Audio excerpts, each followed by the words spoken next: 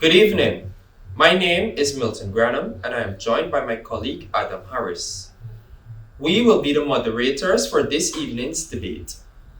Welcome to the Candidates Debate Forum for the local government elections that is due on June 12, 2023. The debate is sponsored by the Public Debates Committee Foundation. We are joined by Mr. Franklin Clifford Vera, also known as Bobby Vera, leader of the Independent Candidates for Change, and the other candidate is Mr. Oral Andrew Semple, leader of a Guyana National Services Party. Here are the ground rules that were given to the candidates before this forum. Each candidate will have a minute and they have to respond to each question. Our timekeeper, who is present, will raise a 30 or 15 seconds card if he wishes to warn the speaker when 30 or 15 seconds remains, and a stop card when the time is up. The speaker must immediately conclude his remarks. Time limits are closely followed to ensure fairness for all candidates. We will conclude with a 1.5 minute closing statement by each candidate determined by a draw. And for the candidates, if you would like me to repeat the question, please just ask. Also, do not feel that you have to use up the entire minute and a half for a reply. So now you know the format. Please meet the candidates running for a Georgetown City Council seat, Mr. Franklin Clifford Vera, leader of the Independent Citizens for Change, and Mr. Oral Andrew Semple, leader of a Guyana National Services Party. Now the opening statements will begin, and Mr. Franklin Vera Dragalot to deliver the first in a series of opening statement. Thank you very much. I must say it's a privilege to be here, to be able to discuss the issues that we'll be looking at as we go forward to contest these elections. Just a correction, we are the Independent Citizens for Progress and not Change. However, again, let me thank the organizers for this debate, and I'm more than happy to be here. You know, we're here to address and share the concerns that all of us who fall under the category of happen to live in this nightmare called Georgetown. Some of us live here, some of us work here, some of us own a business here, some of us attend school here, some of us socialize here, and some of us are all interested in the restoration of law and order in this city we call Georgetown. It is therefore important that what happens to this city should be of great interest and concern, not only to the category of people mentioned above, but to every Guyanese. So here we are to seek support, of course, the ICP, and to ensure that whoever is elected to manage the affairs of the city of Georgetown is going to be in a position where they could, of course, do the job that they are sent to the city to do. Whatever we accomplish and receive as citizens are warranted because we pay taxes. Therefore, we need to be cognizant that whoever we put to run the affairs of our city, do it in a genuine and with a detailed plan so as to be able to make life easier for all of us here in Georgetown. And after a careful review and significant research, we are of the belief that our city continues to suffer greatly due to the dysfunctional nature of our system of local governance. And now you, Mr. Semple, your opening statement, please. Good evening to all citizens and especially the residents of Georgetown and in all the communities and the villages, even to our community leaders, our municipal leaders, to all regional chairmen, members of the central government, to all members of the diplomatic corps, the international organization, good evening. I am Oral Andrew Semple, leader of the Guyana National Service Party. I am pleased to announce on this, the first public debate, that I would be contesting for the municipality of Georgetown and would like to extend special thanks to the debate committee, Mr. Adam Harris and your associate. Good evening. Well, the first question, that's for you, Mr. Vera. Why do you think that you're qualified to be a candidate for the Georgetown municipality? The answer is simple, Adam. If you are a citizen with an interest in seeing the change that is necessary, especially after all these years of neglect by whoever were in the chairs at City Hall, it is obvious that if that interest continues to grow, then the easiest thing to do is to get involved. And therefore, I chose, and because of my experience, one, in being able to see what is happening, and two, living in a city where, you know, it is much different, it's all organized, things are straightforward, then you come and you share that experience with your own. And therefore, I believe the ability that I have and the experience I've gathered makes me more than qualified to be a member of the Georgetown City Council. Mrs. Semple, the same question for you. Thank you very much. What makes me qualify? It is because of the wisdom and the willpower which results in strategies for the reform management of City Hall, the 15 constituencies, and all of the villages, which is over 65 small village and community, a management reform plans. The reason why there is so many hiccups, it is because there is a need for a council reform. Just as how a minister after being elected is given a position, so also every elected councillor need to be delegated with a position that will be discussed at another debate because it is too long. Secondly, we need to restore all of the village tool shop and a council office for each of the villages so that all of the villages and the community can be effectively and efficiently managed. Therefore, we need to use in alternative ways the present financial spending quota of the Georgetown City Council, so to recruit workers for all of the village council workers and a constituency secretariat, so to manage the sub-council office of the village council with specific departments at City Hall. In closing, each council, as I said, will be delegated with a specific department or responsibility.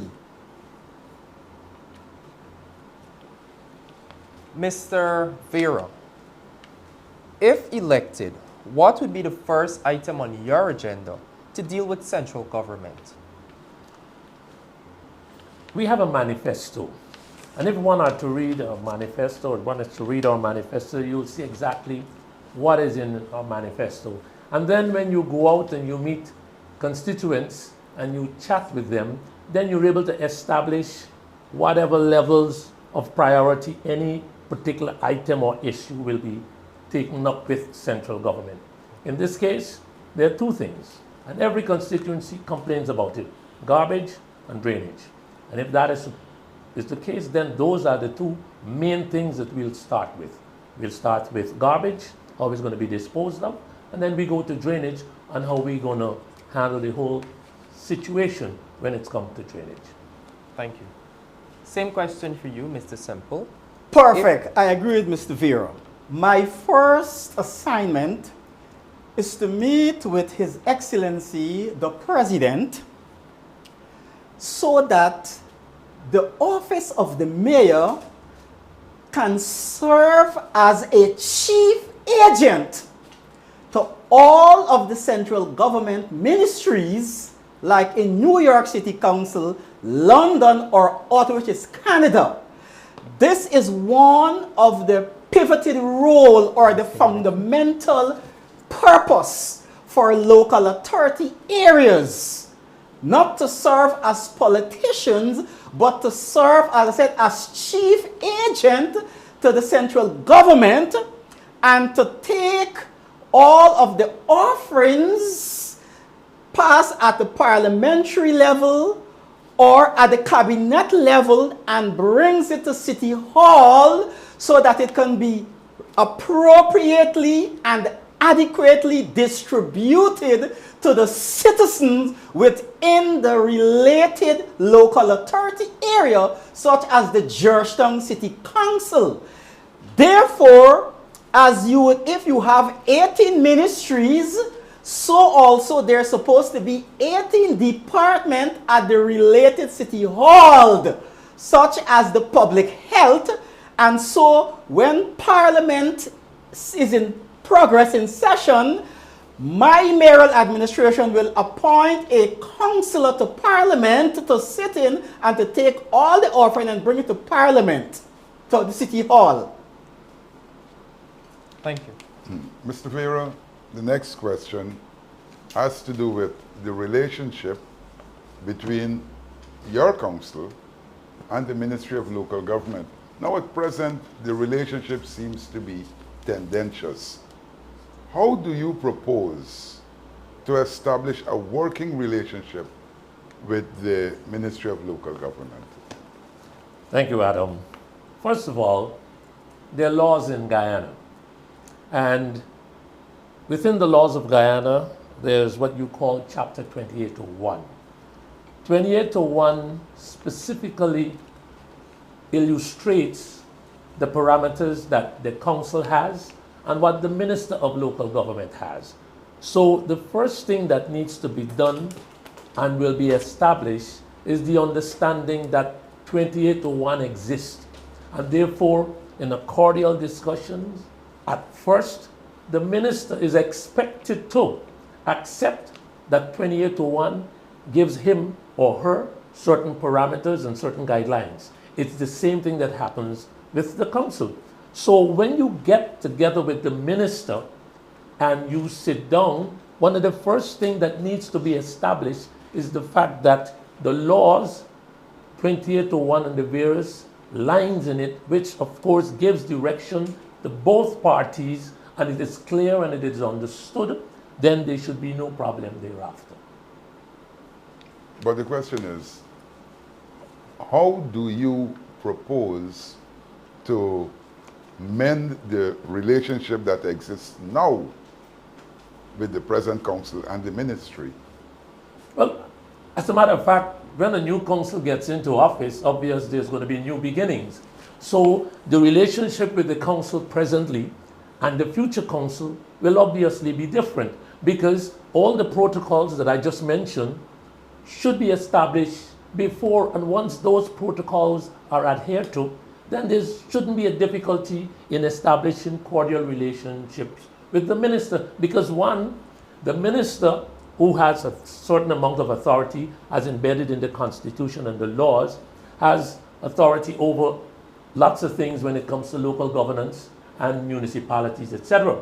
But the minister should also understand that whatever decision he or she makes, it wouldn't be a decision against Bobby Vera or the city council. It would be a decision against the citizens of Georgetown. Likewise, this council must realize that any decision it takes could affect the citizens of Georgetown. So councillors and the ministers should understand that when they get together, it is all in the best interest of the citizens and not individuals. And once the protocols are established, it should be easy sailing. And Mr. Semple, how do you propose to mend that? One, to simply work hand in hand, so long as the protocol or the city bylaws is follows. Not everything is spelled out either by the bylaws or by the general laws of the Constitution. So therefore, is to develop a working relationship, because it is not by law or by wrong or by force or by right. Can I make an example? If you are my friend, then everything I say, you will accept it. But if we are not friends, everything I do will be seen as wrong. Oral temple is bad. So first and foremost is to develop a healthy working relationship, whether bilateral or unilateral, so that we will come to a favorable understanding that it is the interest of the citizen, not only of Georgetown, but all inhabitants, whether on pleasure or for leisure or for business or student or tourist or guest. It is the interest for all inhabitants of the city. Mr. Vera, not so long ago we had the parking meter problem where the city attempted to install meters to alleviate traffic congestion, especially in the downtown areas of the city. It did not go well. How would you go about regulating traffic congestion and parking issues within Georgetown? Again, I would, for the benefit of viewers, I would recommend that people go visit our manifesto. But to answer your question, the city and any city is not a friendly burial society. And therefore, there's a need for services to be provided and services should be paid for. The parking meter fiasco, which we experienced, one, I think it was badly implemented. Therefore, if you're going to implement any service which require that people pay something for that service, first of all, people should be educated and be given a time period to be able to understand and interpret the rationale and the reason. Georgetown is becoming overcrowded with automobiles. Every day, every month, we see hundreds of vehicles being registered. And it's the same streets, it's the same parapets and everything else.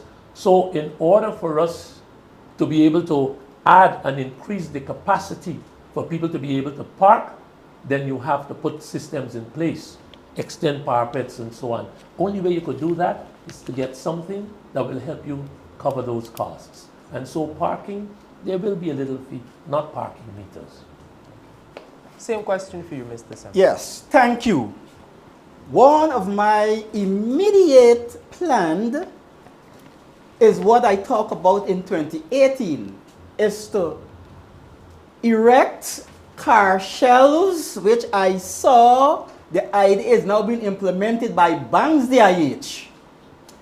In addition to that, there is a need to recruit at least 1,200 city police ranks to undergo their basic military training.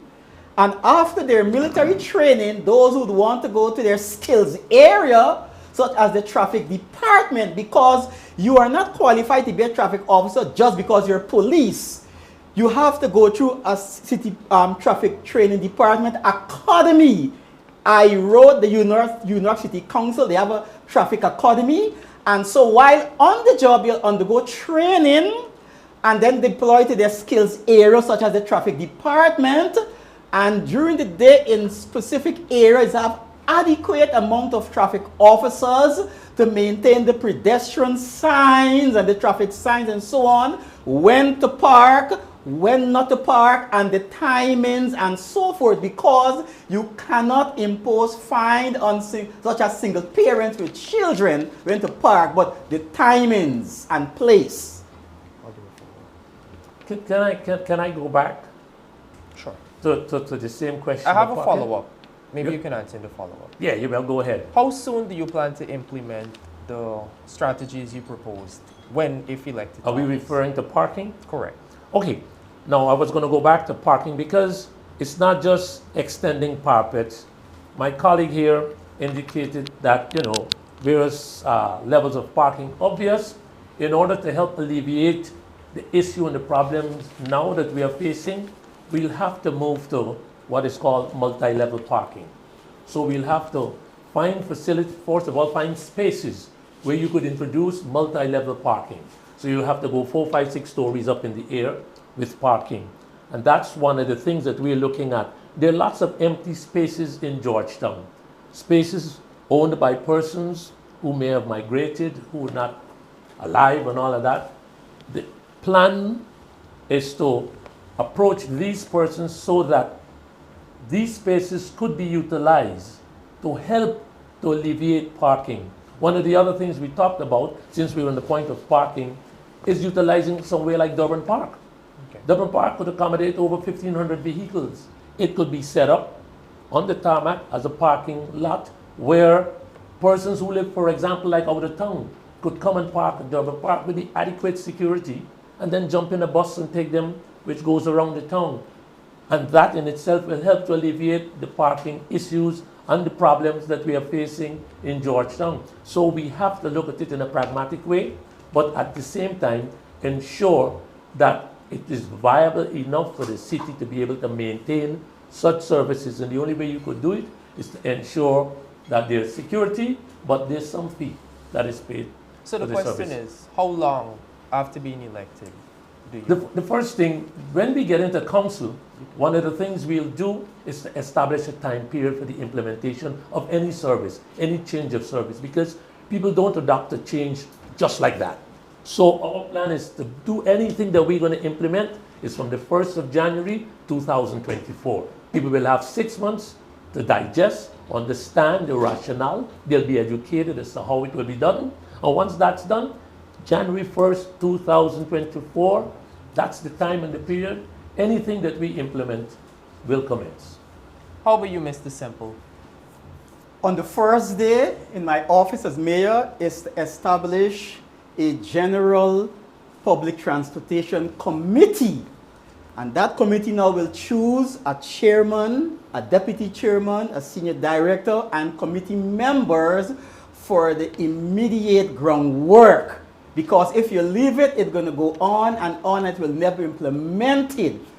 With that, in addition to that, for what you call a minibus terminal, because we have a serious problem with the minibus parking all the place. Those who know Trinidad and Tobago, there's a terminal in Port of Spain.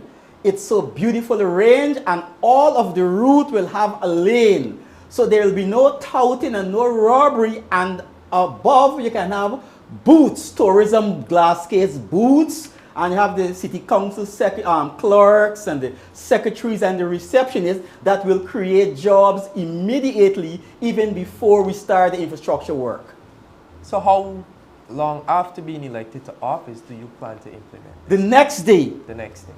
Thank you. Mr. Vera, one of the things, and both you and Mr. Semple have been talking about, requires money. Now, city council is always complaining about being cash-strapped. How do you propose to improve that cash-strapped situation? First of all, again, we go back to 2801. And in 2801, if anybody studies 2801 like I've done, you will understand and know how you would get monies. Again, I said the city is not a friendly bearer society, so monies have got to be raised from somewhere. For example, line 165 in 2801, it tells you this: the council may, with the approval of the minister, borrow sums of money for the following purposes: to acquire land which the council has power to acquire, for erecting any building that the council has power to erect, for the execution of any permanent business, any permanent work that the council has to do. So the council could access money by borrowing. And then in line 167, it tells you when approval is given to the council to borrow money, it may borrow money from the government. So it's in the law that the council could approach government to borrow money, provided all the financial regulations and so on are complete. Just recently, I saw the General Secretary of the PPP talking about the Natural Resource Fund, and he was responding to questions from the opposition about how the monies are being utilized. And one of the things he said, and I listened quite clearly, was that the Natural Resource Fund has monies now for investment. So why don't we go to the Natural Resource Fund to invest whatever is there to invest in our city, instead of somebody coming from outside to borrow the money to invest it? So there we go. Opportunities are there for us to get monies. Mr. Semple, how will you raise money? Yes, thank you very much. The Guyana National Service Party has identified several ways in funding the city projects and programs with funding that is available.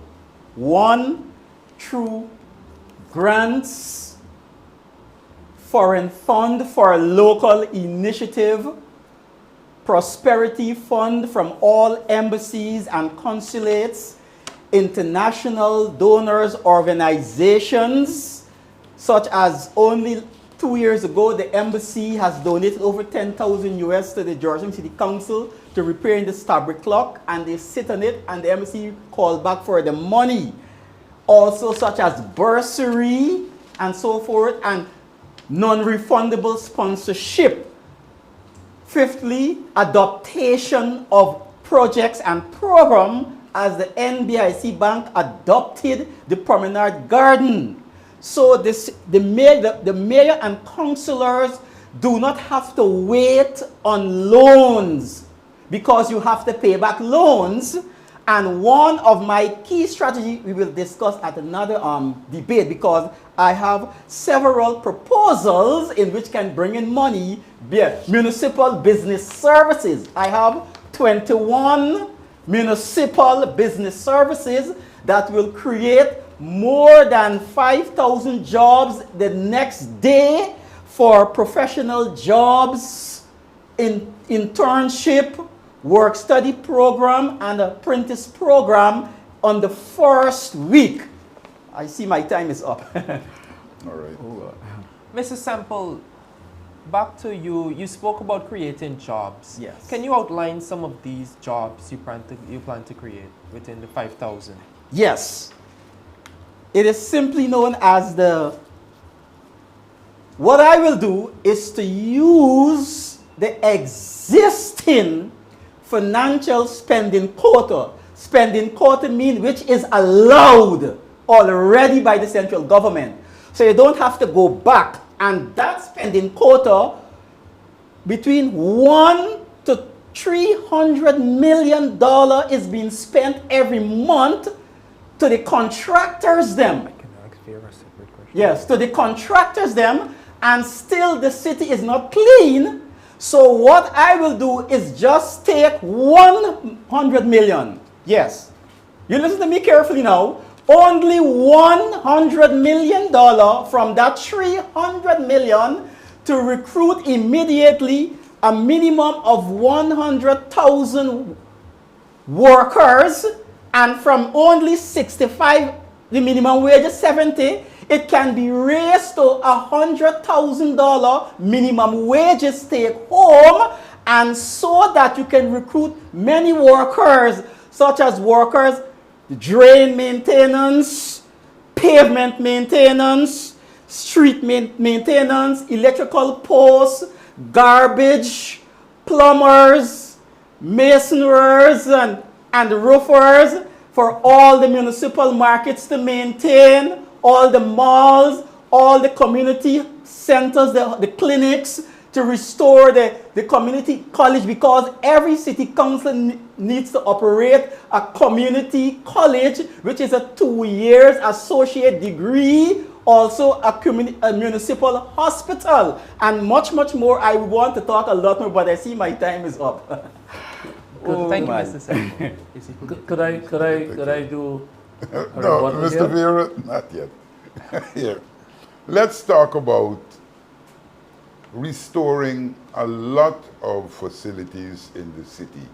For example, the zoo, once the pride and joy of the municipality, has been run down.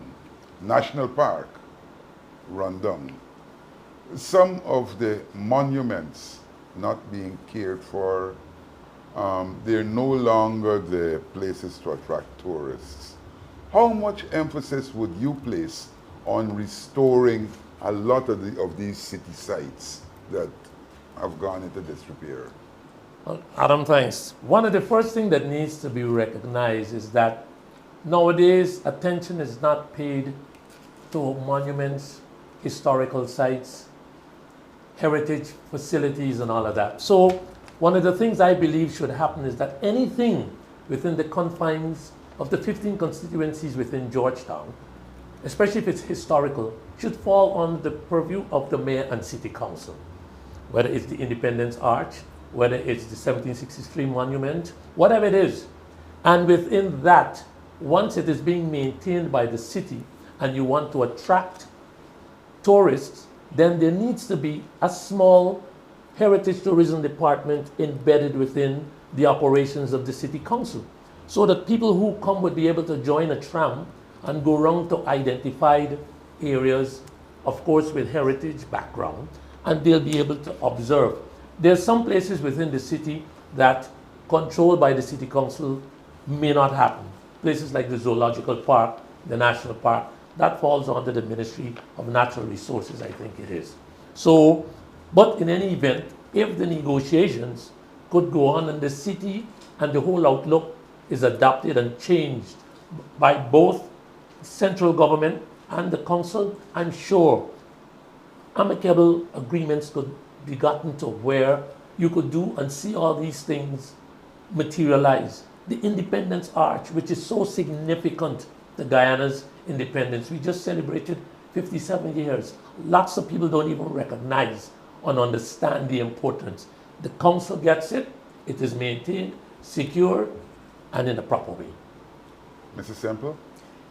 Immediately, what I will do is to establish a grant committee. Yes. A municipal grant committee for the allocation of grants so to erect and to beautify all public images such as the children play parks and the monuments and the bridge and the bridge rail, and to work hand in hand with the National Parks Commission to let them know that even though all public space is supposed to be under the city council, which I think the past Granger administration had wanted, he were planning to hand over the National Park and the Botanical Garden to the Georgetown City Council. But it so happened they were not elected. Nonetheless, it's to work with the National Park Committee for the you call it the beautification project of all statues and monuments and bus sheds and the seats, so that when the tourists come, they can feel comfortable, which is economical growth, because economy is not but money, but tangible or intangible service that will attract and retain tourists and guests and holidays to the local authority area. Mr. Vera, looking at competence in terms of health, do you have any health issues or so that would allow you to not function as you should while in office? You meaning personal health issues? Right.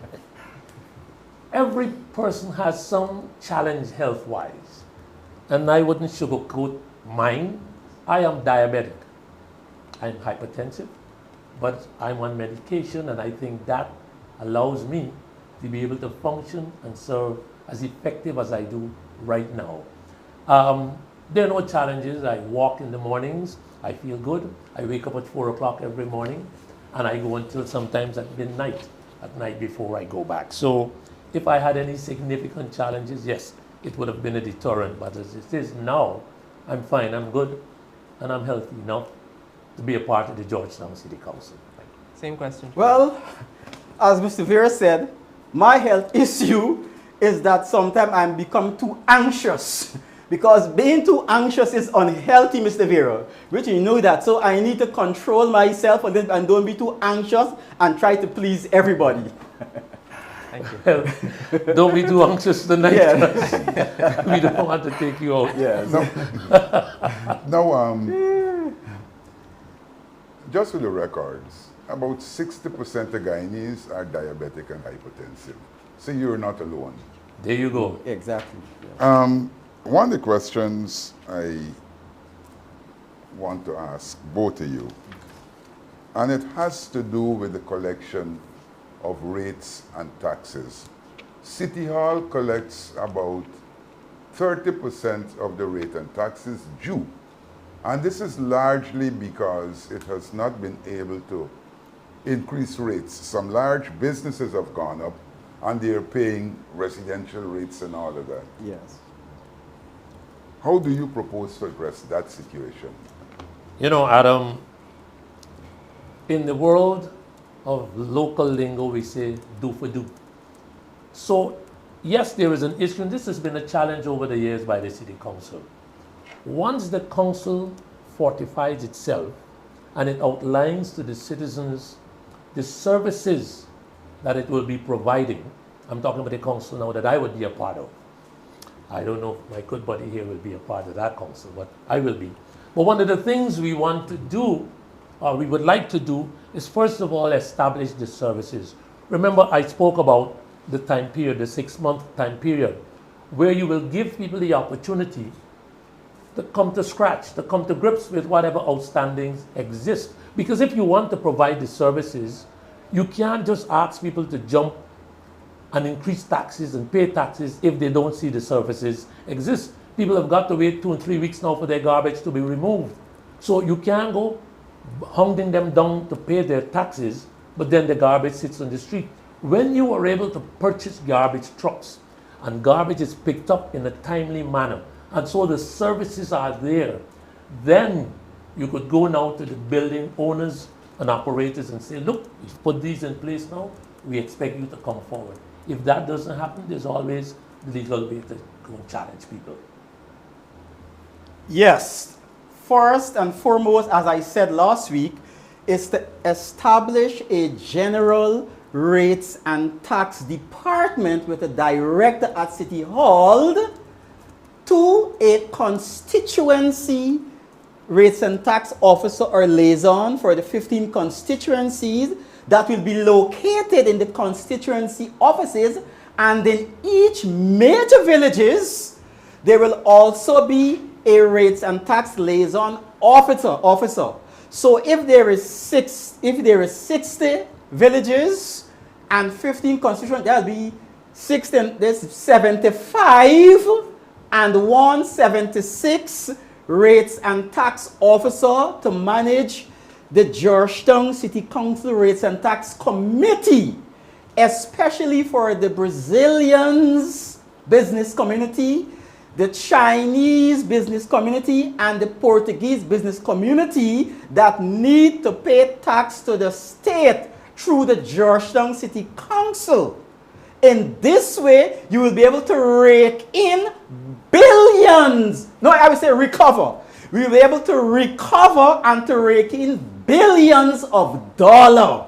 And quickly, one moment, and a system where residential rates and tax, business rates and tax, and especially the foreign, like the oil and gas, will have the opportunity to pay their rates and tax at their own time through the MoneyGram or Western Union, or go directly to the bank, so there'll be no mishandling of funds by the clerks.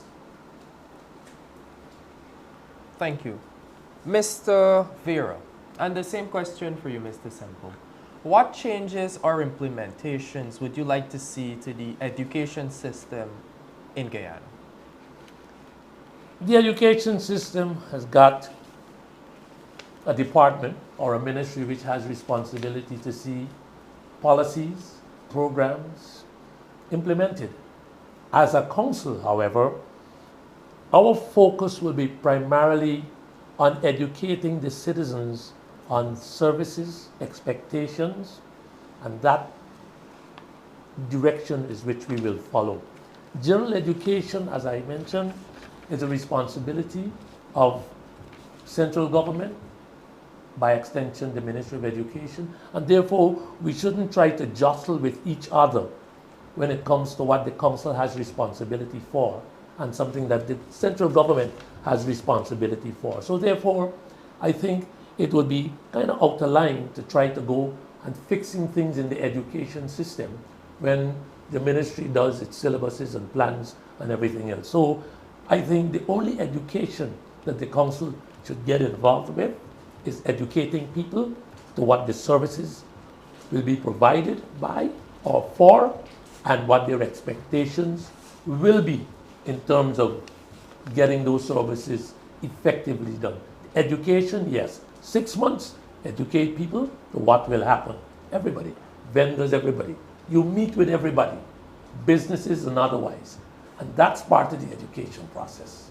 All right, let's bring it to the level of city schools. Anything for the city, the schools within the city, or you have the same agenda? The city schools, now the city has a responsibility for health in the city. There's a health department.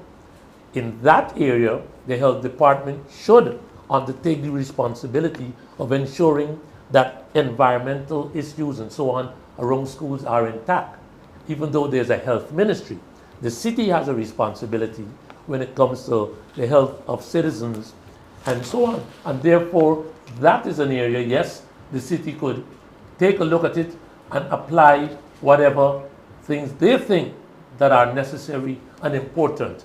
But again, it is the responsibility, I think, of the central government, and the city should not stretch its hands where it cannot reach. Mr. Semple, for you. Yes. How about schools within the city? Yes. In every country of the world, every municipality, they have what you call an education department. And that is basically for the occupational health and safety, the sanitation, and for the exterior, for both public and private schools. It is the prerogative of the related city council. In addition to that, to provide general municipal education in public and private schools, and also what you call disorderly behavior. The city council is responsible for school bus and student riot police. So the city police, which is the agency of the city police of the city council, should work to prevent student riots. As we know, it is a critical issue right now, especially in Georgetown, where almost every day there are student riots. So yes, we need to also not just primary school and daycare and high school of the city council, but also to implement tertiary programs. Yes, New York City Council is responsible for the educational activities for both private and public school. Also, Washington, D.C. City Council, Ottawa City Council, they have a major education department, and they also work hand in hand with the central government Ministry of Education.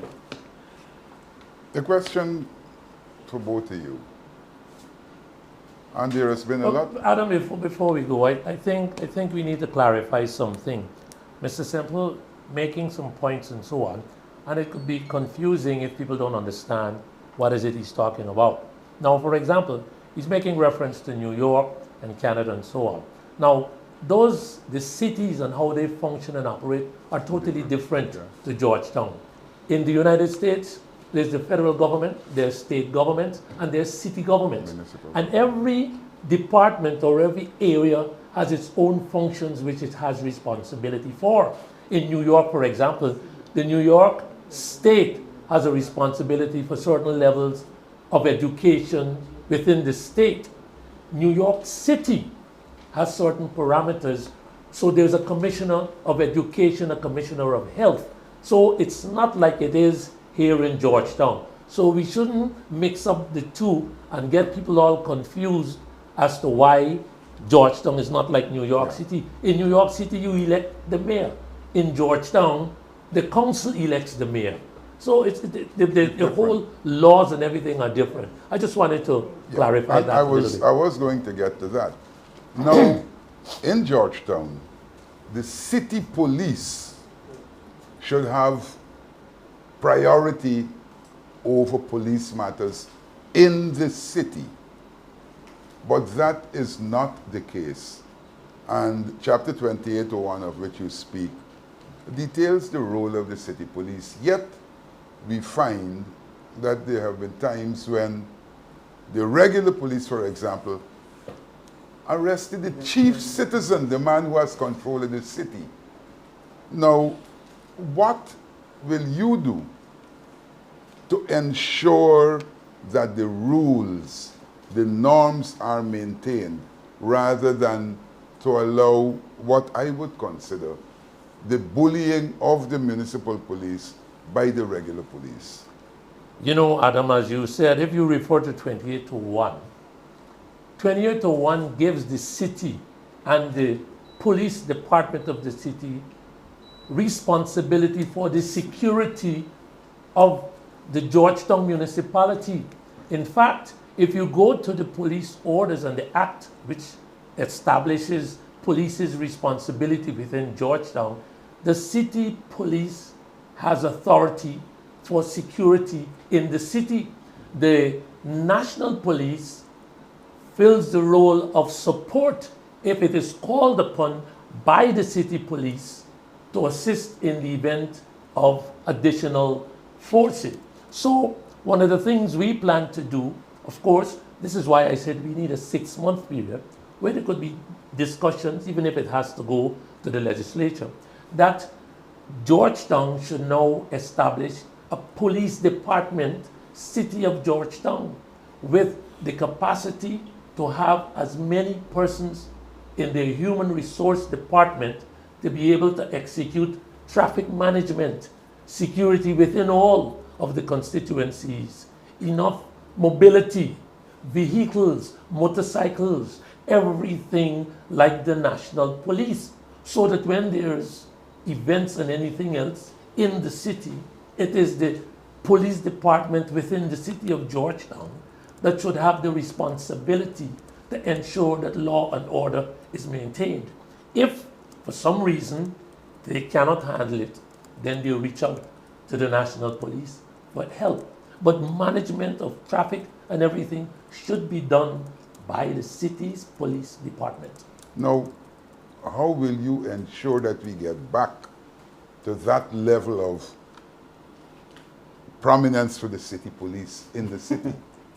2801 at the beginning, we put it in the middle, the local government over there and the council over here, and we agree to follow and accept what 2801 says. 6 months will give the minister, his or her, whoever it is, enough time to study 2801 if they don't know it. And they will go through everything, and by then, at least within 2 to 3 months, we will be able to sit down and come to agreement within certain areas. Again, our manifesto outlines all of this. When you get into office, you can't the next day go change anything. You have to sit down. First of all, you have to get agreement and the arrangements to work together with the opposite side. If you go with antagonism, then you may get nowhere. So both parties must understand that these are the lines that we'll have to draw, because this is where our authority stops, and it's in 2801. And if the central government and the council are willing to work together to enhance the quality of life for the citizens, then all we need to do is follow what 2801 says. The council didn't write it. The minister didn't write it. It was the writers of our constitution, and it's only fair that it's adhered to. And the easiest way to do it is, first and foremost, is to agree that we will abide by what it says. And if it says the city has responsibility for securing the city, then that provision should be allowed. Yes. The problem is not that Guyanese don't know. Both the central government and the city council know.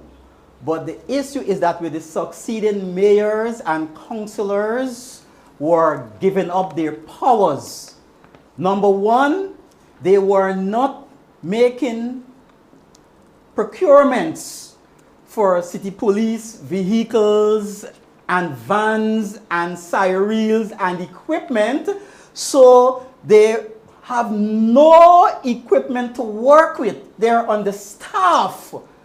They do not have the resources.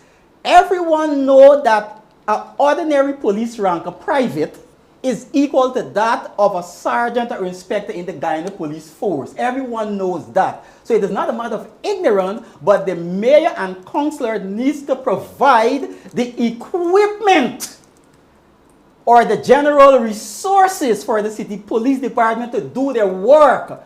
So to establish through grant, in fact, there are many state-of-the-art buildings across Georgetown, empty.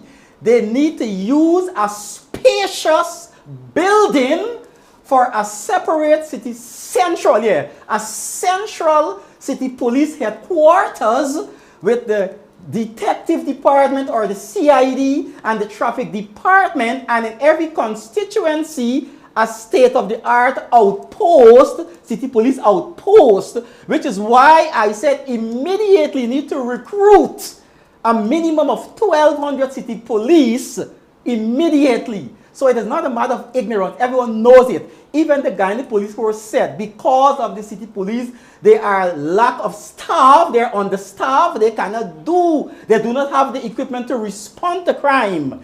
That is the issue. So we have to blame the succeeding mayors and councillors.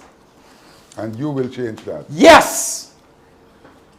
Immediately with the recruitment of 1,200 city police to commence their training and to restore, rebuild that city police training college there on Water Street. It is dilapidated, just like the abattoir. That is the ignorance is the issue. Thank you, Mr. Semple.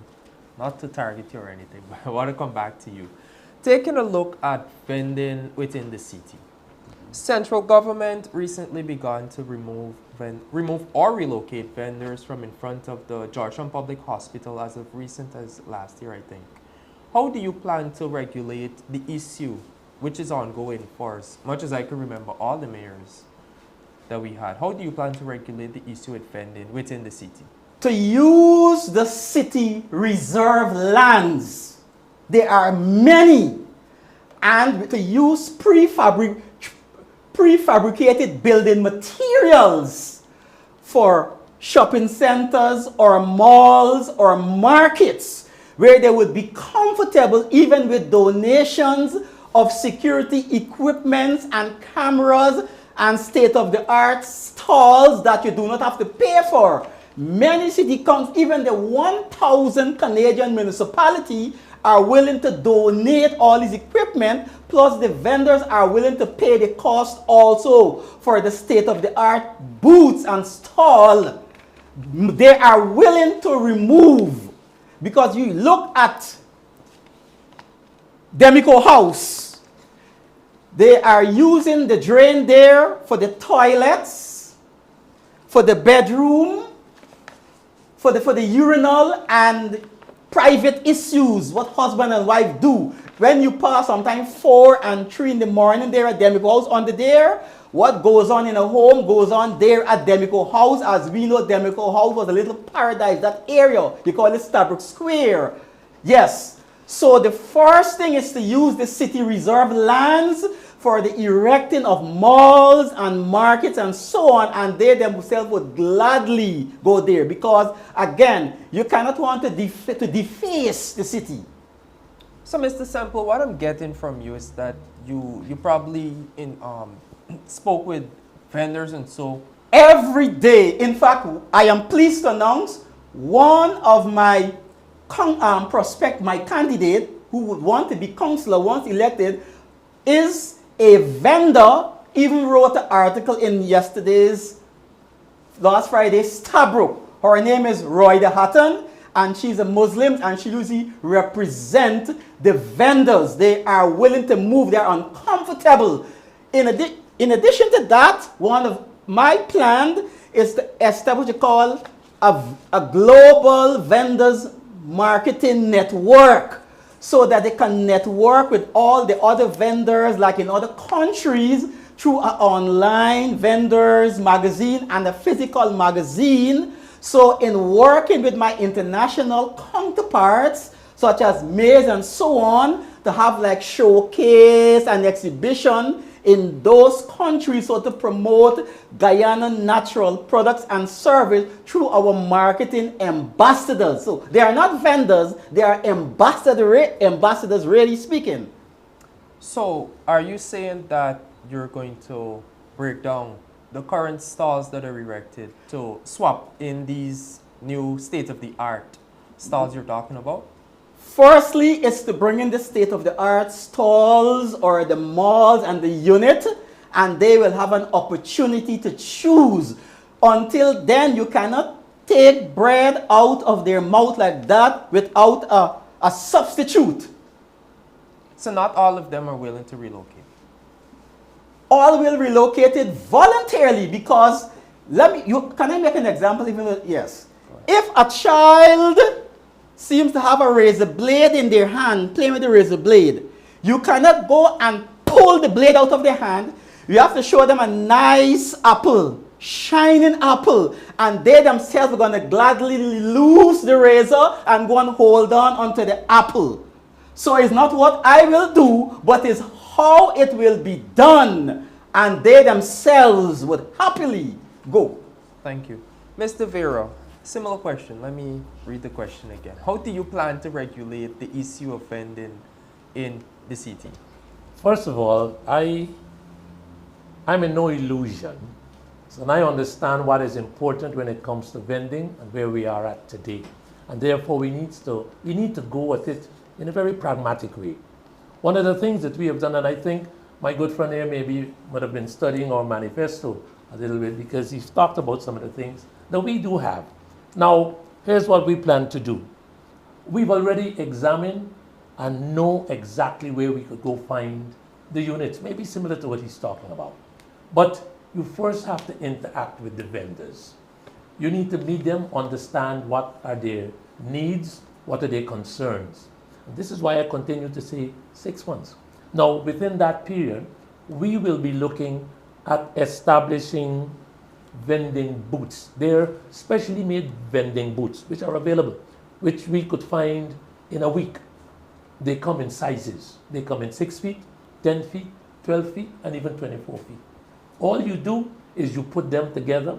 They have roll-up doors in the front and a door at the back. Shuttles. And they are there, and you could group them, and you have a better and a cleaner environment. Because the thing is not to put vendors out of business, no, but to organize and have vending done in a very organized manner. You can't have people selling at a corner, and when you drive up to the major road, you can't see what is coming from your right or from your left. So that is very important. But at the end of the day, the vendors will have a stake in whatever decisions are made. But it would be in the best interest of the citizens of Georgetown, because even though the vendors are important, the other citizens who support their businesses are important as well. So there has to be common ground. A quick question, and I must go back to you, Mr. Vera. One of the things that we were all talking about involves a lot of money. And the reality is that the government is the greatest debtor. The government owes the council billions of dollars. And a lot of it isn't paid. It has nothing to do with the subvention. How do you propose to regularize the payment arrangement? For example, the government uses those buildings, should pay a lot of rates and taxes. They consume lights in the nights. They should be paying for that and all that. How do you propose to regularize the whole situation to ensure that the government pays its fair share of taxes? Well, one of the things I think, Adam, that you need to start with is a plan. And that plan would involve whatever it is you're going to discuss with government as it relates to the future of the Georgetown City Council. So with all that has happened in the past and what continues to happen as we speak, that will have to be changed. It is expected, again, just like I said, when you sit with central government and you lay out all of these concerns, which the city will have, obvious, It has to be planned, it has to be structured, and you approach central government with the things that you would like to discuss and what you'd like to see implemented, which is, of course, part of the payment of taxes owed by the government. I'm sure, like I said, in the interest of establishing the services and bringing the city to a point where we could all look around and say, yes, we are proud of the changes. It has to come from government. It has to start with government, who has control of the finances. And therefore, you have to sit down and discuss these things with government. And once that is done, again, it is, and it should be understood, that whatever decisions are made, it would be to the detriment of the citizens of Georgetown and not individuals in the city council or the central government. It is expected that once these plans come to fruition, the government wants to see change. And I have no doubt they will be cooperative in making certain that these changes are implemented. People cry every day about services. So I think it would be in the government's best interest to sit down, negotiate, come to an understanding, and have things going. Mr. Semple, how do you propose to get government to pay its fair share of taxes? One of the ideal way to get them to pay is by asking the central government to increase the current or present spending quota. Also, or two, to establish a city council financial bond. And if they can also increase the subvention, because the central government may not just want to come like that and say, okay, well, I've owed you $1 trillion, they'll take all of it. So if you don't want to do that, okay, I have no problem. Then increase the spending quota. And just so you have a financial bond for the sugar industry, for like emergency cases, let not only Georgetown City Council, let every municipalities have a financial bond so they can fall back on. And this is the ideal way, because we know both central governments of these two administrations for the past 50 years will not say, okay, City Council, we know we have a 12 billion for you, here is it now. They won't do that. And therefore, just increase the financial spending quota on the monthly basis and give us a financial bond. So in the event of any disaster or emergency, we can use some of it, or you tell us how much of that financial bond is allowed to use. And this is a practical way. And thirdly, is to implement the over 21 municipal business services, which will rake in billions of dollars both to the city council and to the central government, which is the practical way and a realistic remedy. Mr. Vera and Mr. Semple, what I'm getting from both of you is that majority or all of your plans includes conversations with central government or collaborations. Have you, ahead of office, begun conversations with central government? No, I think it would be inappropriate. There's a current city council, and it would be inappropriate to even make any thought or any idea of going to sit with central government. These debates, for example, and all of the campaigning will give central government an idea of what your plans are. But it does not restrict you from sitting and planning that when the time comes and you have to sit with central government, you will have a plan to share with them.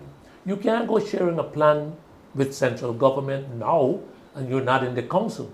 There's a mayor, there's a deputy mayor, and their councillors. They have a responsibility now to execute their work until June 12th.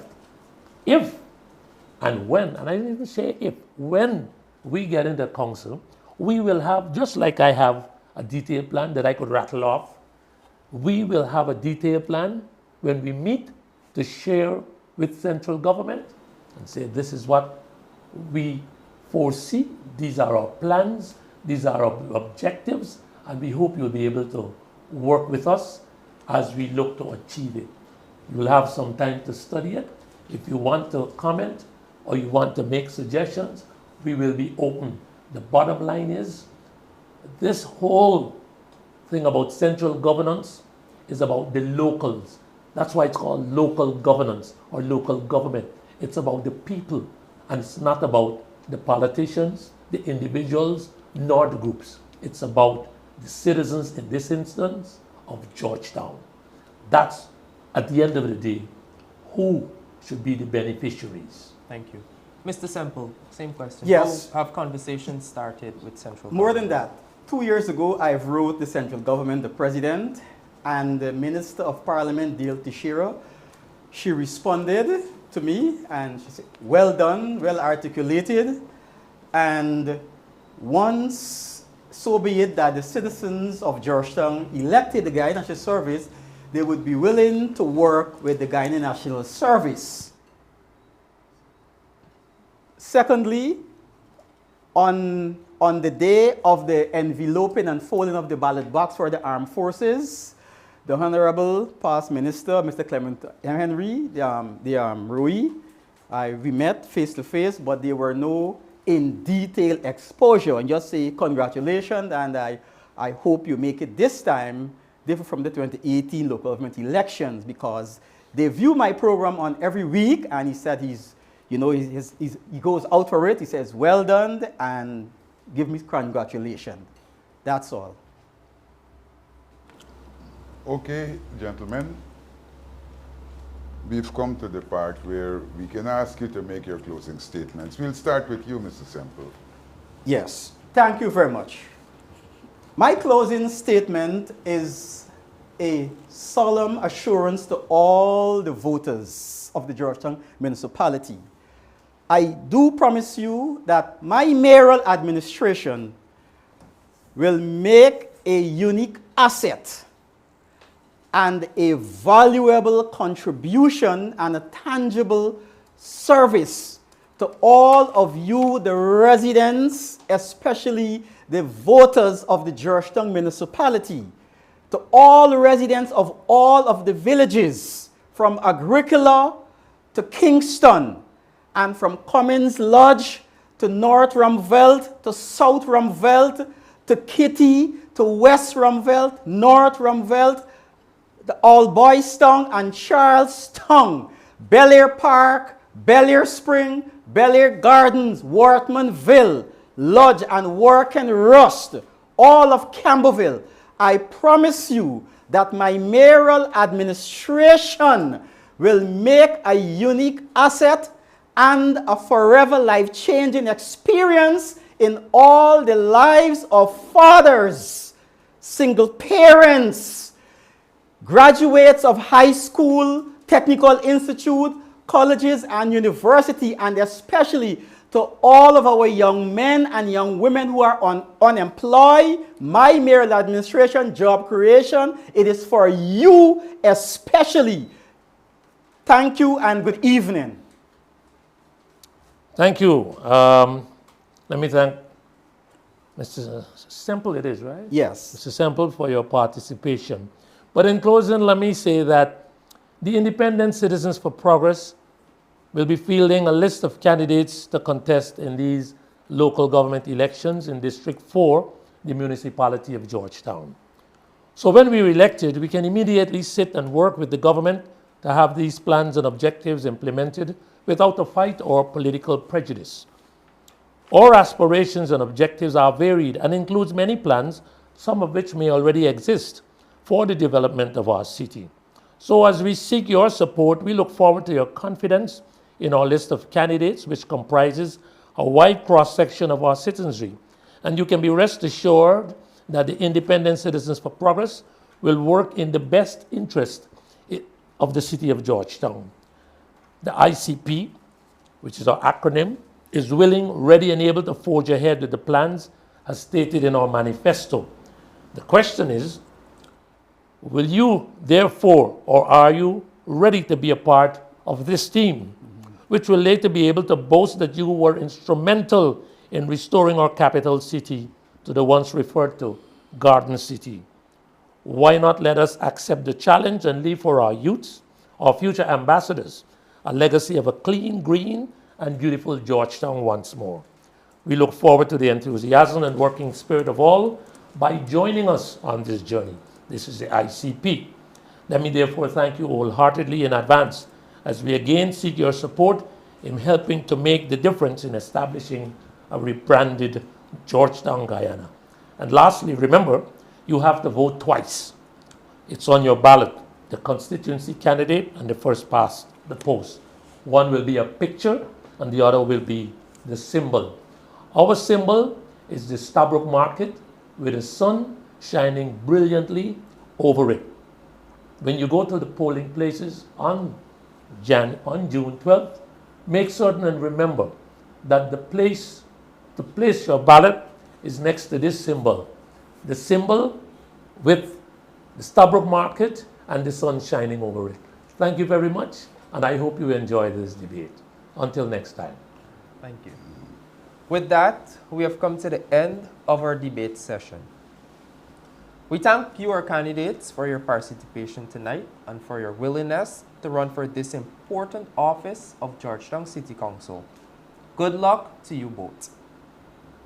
We thank our host, Public Debates Committee Foundation, our sponsors, and our committee team members. I thank you, my colleague, Adam Harris.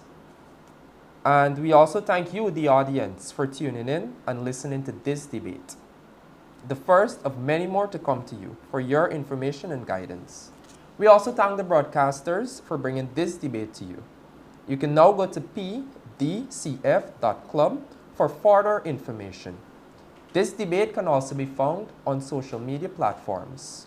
Vote on Monday, June 12th, 2023, and take a friend to vote along with you. Thank you. Good night.